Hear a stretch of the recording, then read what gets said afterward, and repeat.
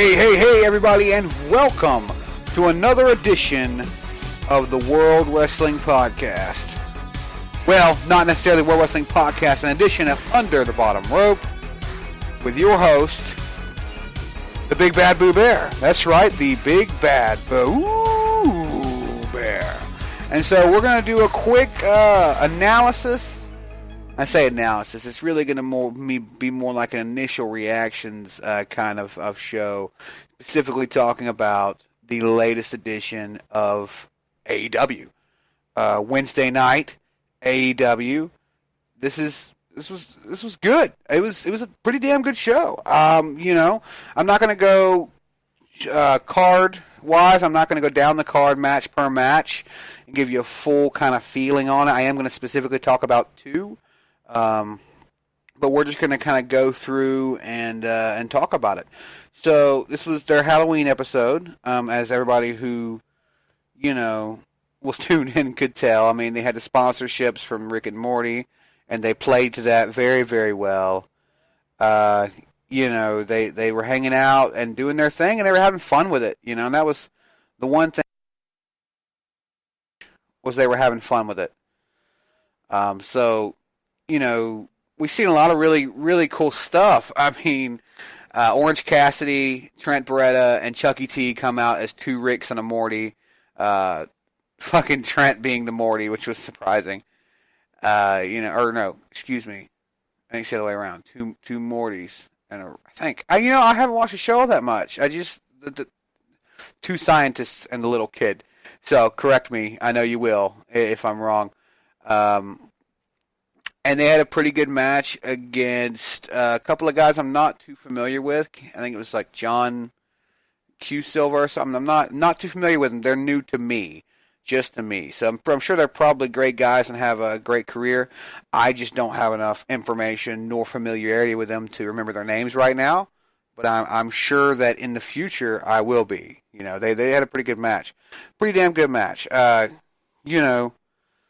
I enjoyed the whole show. Now, there are some negatives, we're going to talk about positives for a little bit longer.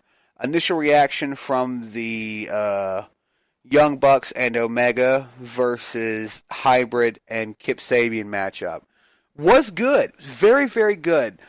Definitely, probably, if not the best, the second best match on the card. Omega in full form tonight, the Young Bucks in full form tonight, seeing the Elite kind of back together the way they were. That was really fucking sweet. I was popping pretty hard. I was marking pretty hard about that. Because you guys know how much of a mark I am for the Elite, how much of a mark I am for AEW. Oh, real quick, I didn't talk about this yet, just before we keep going in. I'm actually talking on Discord as well. I'm trying this out. We're seeing what we can do with it. And right now, my server here is kind of empty, but we're working on it. If you're interested in being in the Discord, get with me on Twitter, at Big Bad Boo Bear. I'll actually be dropping another invite link tonight. So if you're on Twitter, follow me at Big Bad Boo Bear. Come into the Discord, dude. And I'm trying to build it up, get a community going. We talk about wrestling, talk about what's going on the podcast, just kind of further along things, have fun with it. It's just going to be that. But I'll plug it again at the end of the show. I will. But let's get back to it. So as I was saying, seeing the Elite back together again, that was really cool, man. I definitely fucking enjoyed that. I love the fact that. I love the fact they've kind of held it off for a while and such. It's been kind of weird not seeing them tag together. So, I mean, to see them back together again, that was kind of a nostalgic pop. And then the match was fucking awesome. I mean, they were pulling off, the Rise of the Terminator, maneuver and all the V-triggers from Kenny and, the super kick party we had with Nick for a minute. Well done match. I will say one kind of negative thing about the ending of that one is if you look closely to the left of Kenny and Kip Sabian, I believe it was Kip, who were in the ring together. Or no, it wasn't. It was one of the guys from the Hybrid, the shorter fella. You can see Matt Jackson on the outside, telling him to go home, go home, go home. It was very apparent. And, I mean, I'm not going to be nitpicky. I'm not going to be a douchebag and say that ruined the whole match or any of that dumb shit like Cornette might get up there and do.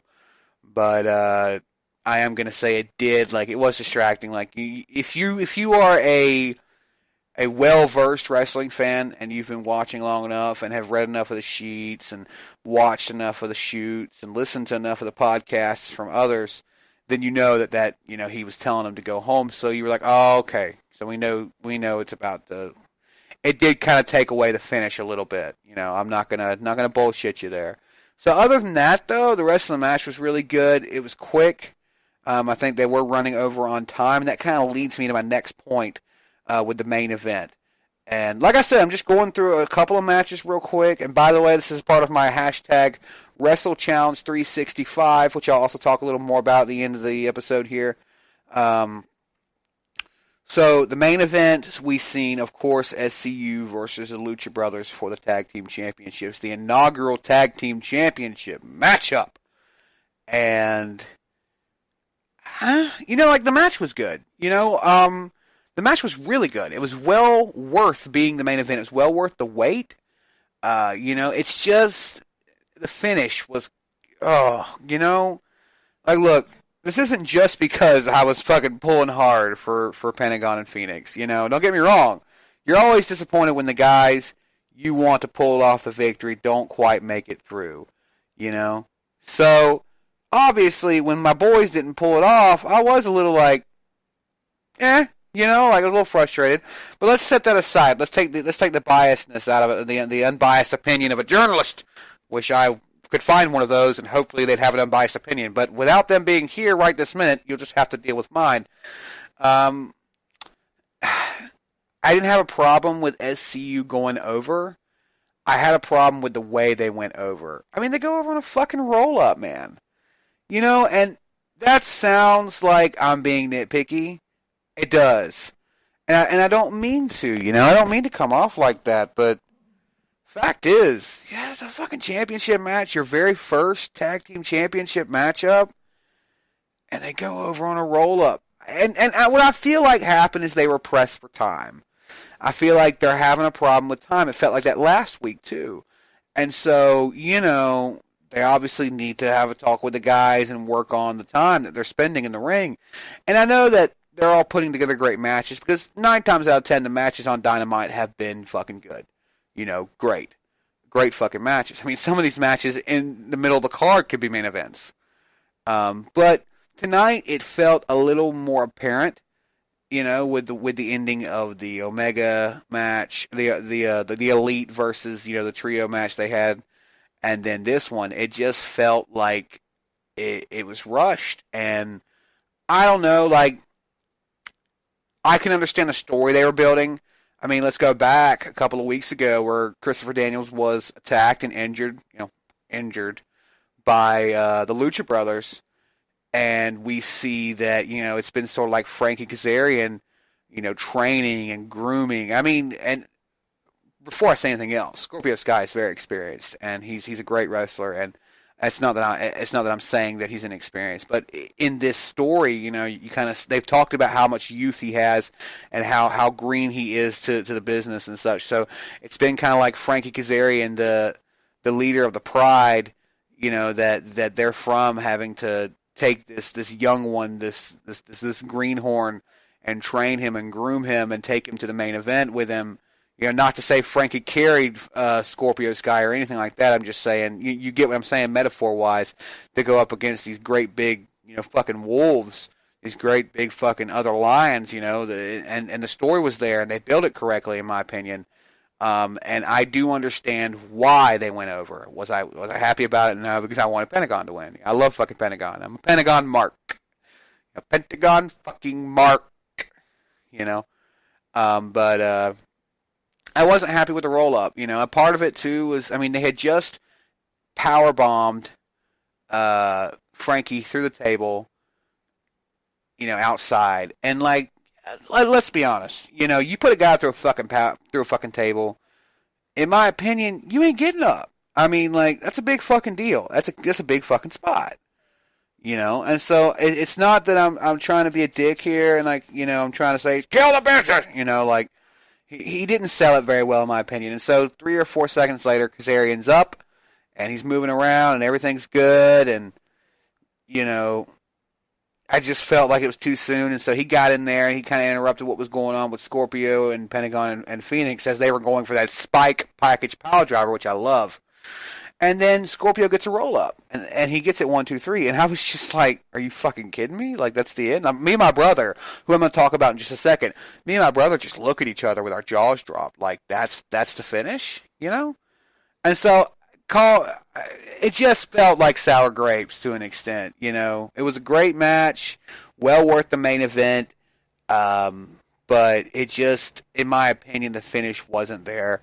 And we can chalk that up to time restraints. Because I don't think it was purely a creative issue. I really feel like it was a time restraint issue. It felt shoehorned. It felt forced. It didn't feel as organic as their stuff usually does. So, there's that.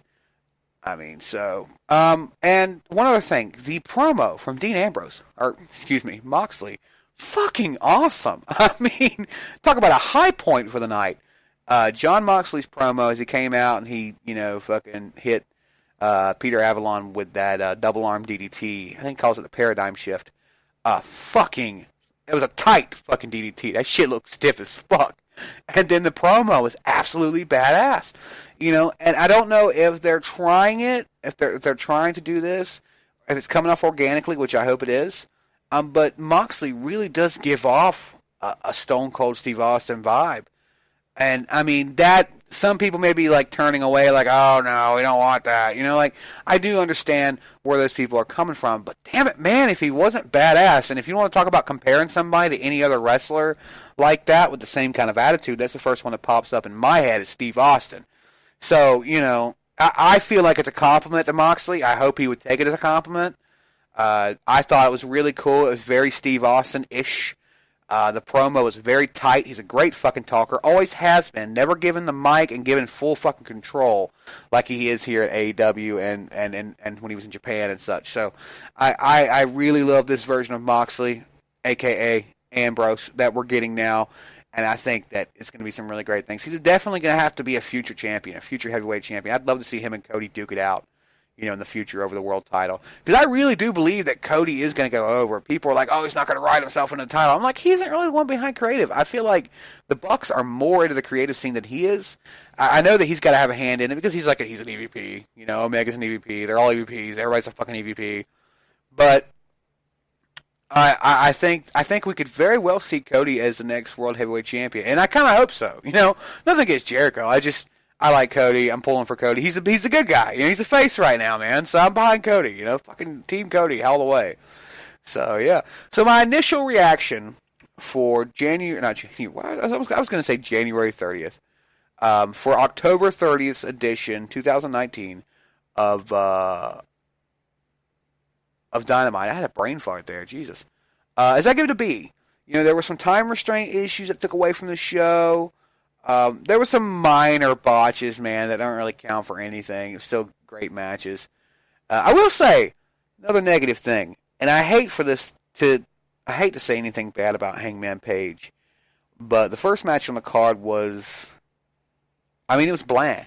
It was bland, and I hate that. I hate to say that. I hate to say the word fucking bland, especially when it deals with wrestling, and especially when it deals with a company that I really enjoy. But facts is facts. That first match was just with Sammy Guevara